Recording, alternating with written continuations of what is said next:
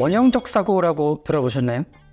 아이브 장원영 씨가 유행시킨 일종의 밈인데요. 굉장히 긍정적인 사고방식을 의미하는 유행어로 요즘에 여러 사람들이 사용을 하고 있습니다. 내가 항상 긍정적으로 어떤 일이 이루어질 것이다 라고 마음을 먹고 살면은 실제로 그런 일이 이루어진다, 이런 이제 연구 결과들도 있고 한데요.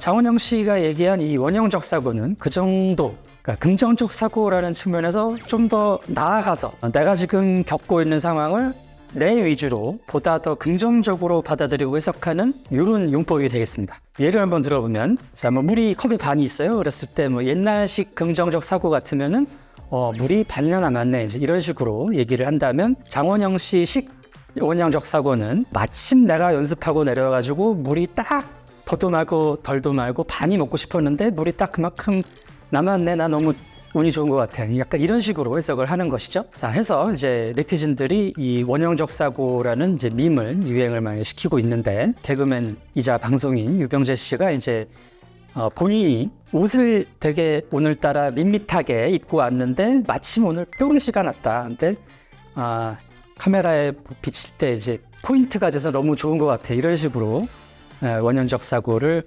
적용했던 일도 있죠. 저는 이제 이런 긍정적인 사고 방식의 전환이 지금 이루어지고 있는 시점이라고 생각을 합니다. 유행어에는 그 사회의 어떤 사람들이 바라는 점, 사람들이 지금 생각하는 점들이 반영되어 있거든요. 자, 이것이 이제 문화심리학이 가정하고 있는 사회 문화입니다. 자, 해서 지금 과연 한국이 어떤 상황이고 한국 사람들이 어떤 것을 바라고 있기에 이런 원형적 사고가 유행을 하고 있는가에 대해서 한번 말씀을 나눠보도록 하겠습니다.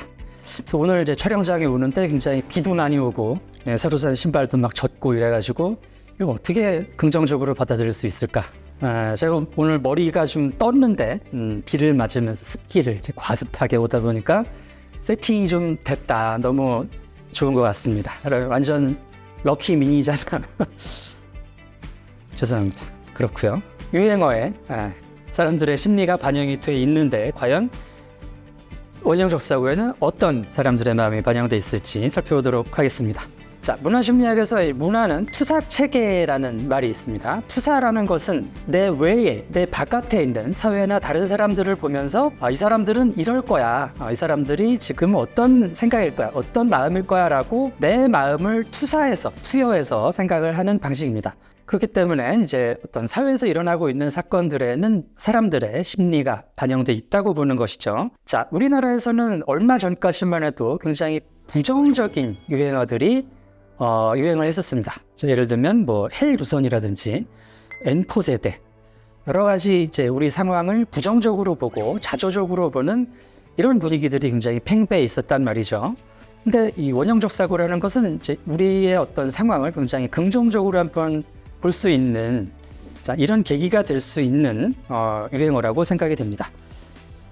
지금 현대를 살아가고 있는 청년들이 지금 몇 년 동안 지속되었던 이런 부정적인 사회적 분위기에서 조금 이제 벗어나 보려는 나름대로 노력을 하는 것이 아닌가, 이런 생각이 들고요. 무조건적인 긍정적인 사고가 무조건 항상 늘 바람직한 것은 아닙니다. 현실을 보지 못하게 하고 환상적인 현실 인식을, 내가 현실에서 살아가는 것을 어렵게 오히려 만들 수가 있기도 한데, 저는 여러 측면에서 이 원형적 사고는 긍정적인 효과가 더 크다라는 생각입니다. 일본이나 중국의 사례를 한번 살펴보면서 이런 유행어에 담긴 사람들의 심리를 살펴보도록 하겠습니다.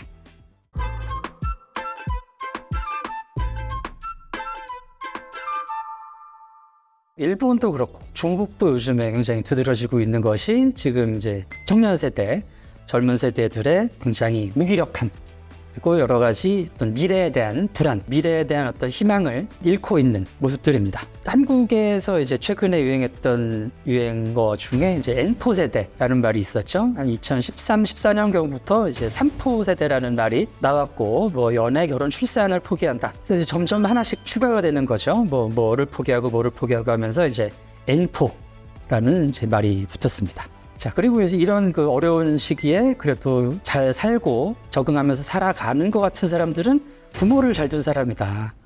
그래서 이제 그 금수저, 금수저라는 말이 나오고 금수저이지 못한 사람들은 이제 흙수저라는 말로 이제 본인들을 설명을 했었죠.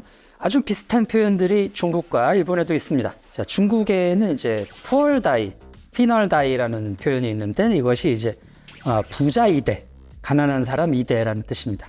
그래서 이제 아빠 부자, 가난한 사람 아들, 이제 이런 얘기인데요. 일본에도 오야가차라는 표현이 있는데 오야는 이제 부모님, 가차는 뽑기입니다. 부모 뽑기. 해서 이제 뽑기 운이 좋은 사람들은 뭐 잘 살아가는 반면에 부모를 잘못 뽑은 사람들은 이제 살기가 어렵다라는 것을 반영하는 것이고요. 또 이제 중국에서 유행하고 있는 청년 세대들을 지칭하는 표현 중에 이제 탕핑족이라는 뜻이 있는데 이걸 이제 누워 있는다는 얘기입니다. 누워 있는 사람들. 그래서 이제 아무것도 하지 않고 이제 누워 있겠다. 자, 일본에도 90년대경부터 사토리 세대라는 표현이 있었죠. 사토리라는 것은 이제 깨달았다, 달관했다라는 뜻입니다.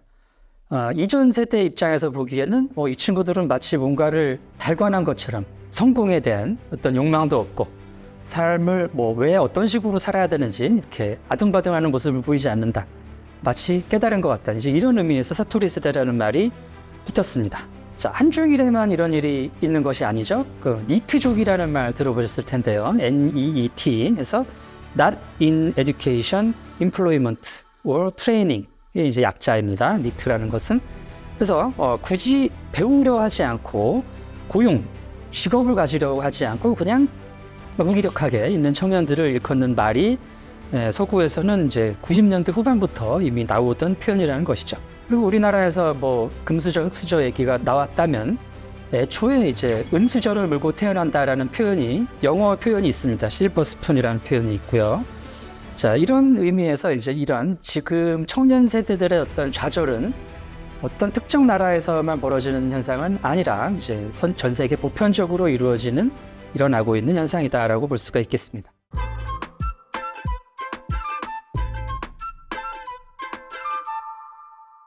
자, 그 배경을 한번 살펴보면 경제의 흐름하고 굉장히 밀접한 관계가 있어요. 그래서 이제 세계 경제의 흐름이 이제 1945년 2차 세계대전 이후, 한국전쟁 이후에 굉장히 성장세였던 시기들이 있습니다.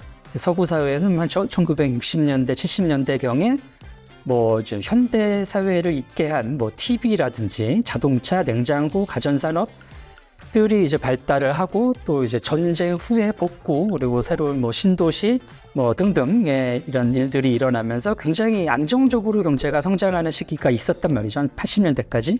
자, 일본도 마찬가지입니다. 한국전쟁 이후에 이제 그 한국전쟁 특수임을 일본이 많이 봤죠.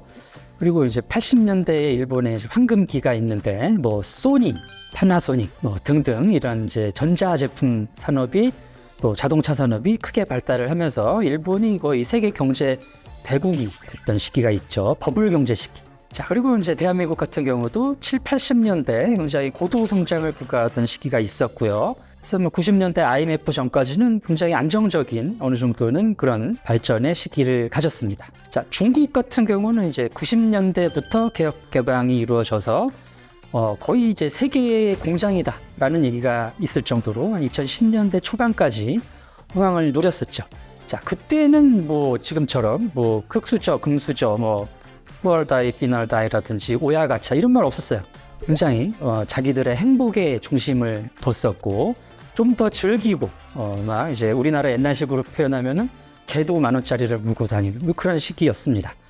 자, 그러다가 이제 2010년대를 경계로 해서 세계화의 흐름 자체도 어느 정도는 하향세로 접어들고 이제 각 나라의 이제 나름대로의 문제점들이 불거져 나오기 시작했죠.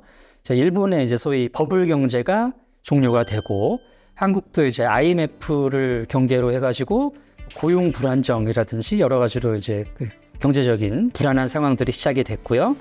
중국도 짧은 호황이 있은 후에는 굉장히 이제 미국이 견제를 하기 시작하고 하면서 이제 경제적으로 어려워지는 시기입니다. 자, 그러다 보니까 이 호황기에 태어났던 이제 호황기를 이끌어갔던 세대들의 자녀들이 지금 이제 성장을 하고 사회에 나갈 때가 됐는데 이게 지금 예전 같지 않다는 것이죠. 그래서 이제 이런 유행어들이 나오고 있는 것 같습니다.